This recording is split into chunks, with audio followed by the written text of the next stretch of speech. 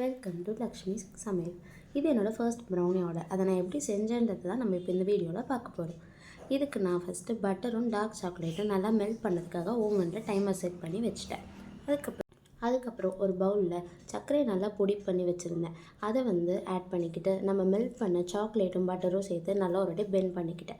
Bend பண்ணதுக்கப்புறமா நம்ம இப்போ மைதா சேர்க்க போகிறோம். மைதா சேர்த்துக்கிட்டு நான் இப்போ பண்ணுறது ஒரு எக்லெஸ் கேக்னால நான் எக்குக்கு பதிலாக இதில் மில்க் ஆட் பண்ணிக்கிட்டேன்.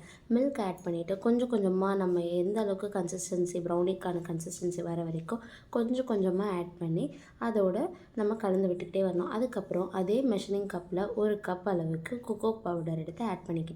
அதுக்கப்புறம் கொஞ்சமாக வெண்ணிலா எசன்ஸ் ஊற்றிக்கிட்டேன். நம்ம எல்லா இன்க்ரீடியன்ஸும் போட்டு எல்லாம் பண்ணி முடிச்சதுக்கப்புறமா நம்மளோட பேட்டரை நல்லா பிளெண்ட் பண்ணியாச்சு.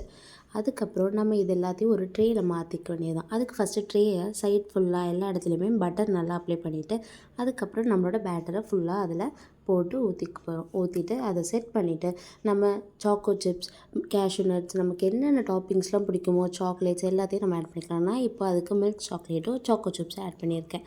அது எல்லாமே ஆட் பண்ணிவிட்டு நம்மளோட ஓவனில் 30 மினிட்ஸ் கிட்ட பாயில் பண்ணுறதுக்கு வச்சா போதுங்க.